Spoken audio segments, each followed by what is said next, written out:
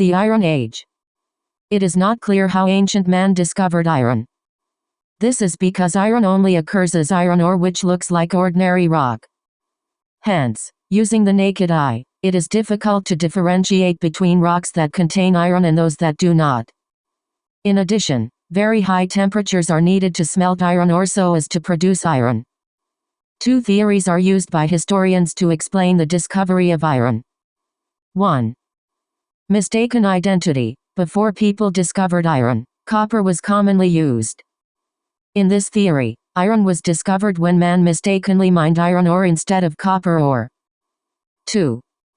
Forest fire theory. According to this theory, forest fire melted iron ore that was on the Earth's surface. This left lumps of iron on the ground. The Hittites who lived in modern-day Turkey were some of the earliest people to smelt and use iron. It is believed that they were practicing ironworking as early as 1500 BC. 1500 BC. Their skills spread to the Persians, who in turn introduced the art to North Africa. Some historians also believe that Africans could have discovered iron by themselves. Among the first Africans to use iron were the Nok, who lived in the present-day Nigeria. They are believed to have smelted iron as early as 1000 BC. 1000 BC. The Bantu people helped to spread the art of ironworking as they migrated. The Bantu originally came from the region around the modern-day Cameroon to Nigeria border. They then moved to settle in various parts of East, Central and South Africa. As they moved, they taught their iron smelting skills to the communities they interacted with. Iron technology is associated with the simple-based pottery practiced by the Bantu. Remains of such pots have been found in the coastal area of East Africa. The pots are called quailware. Others, found in Buhaya in Tanzania, are called uroware. Based on these discoveries, scientists believe that Africans could have got the idea of iron smelting from their experience in firing pots. Iron was used to make tools and weapons. Examples of iron items made by traditional African communities are machetes, panga, daggers, arrowheads, spears, axes, hoes and swords. Major iron centers in Africa included Meroe, the Birmingham of Africa, in western Sudan, the area around Lake Chad, Carthage, Tunisia, Tiruga in Nigeria, and Garuka on the Kenya to Tanzania border, and Buhaya in northwestern Tanzania. There were smaller iron centers in Uvinza, Karagwe and Ugwino, all in Tanzania.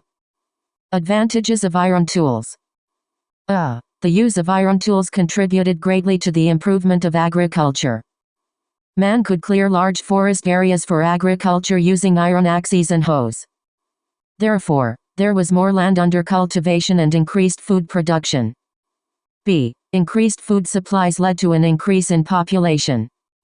This in turn caused overpopulation in some areas and led to migration. The use of iron weapons and tools made it easier for communities to migrate. This is because they had better means of protecting themselves and more efficient means of clearing new land for settlement.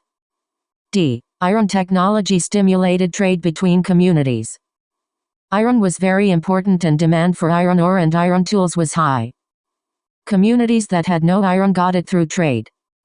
The surplus agricultural produce as a result of the use of iron. Tools was also traded. Certain areas became centers for smelting, working and trading in iron. These centers developed into urban areas which were centers of political administration and trade. Examples are Meroe, Cairo, Tunis and Axum. Ironworking encouraged division of labor.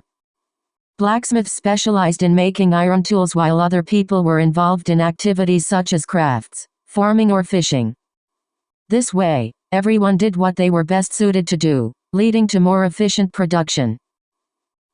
Iron weapons gave military strength to the communities that had them. These communities were able to conquer weaker states.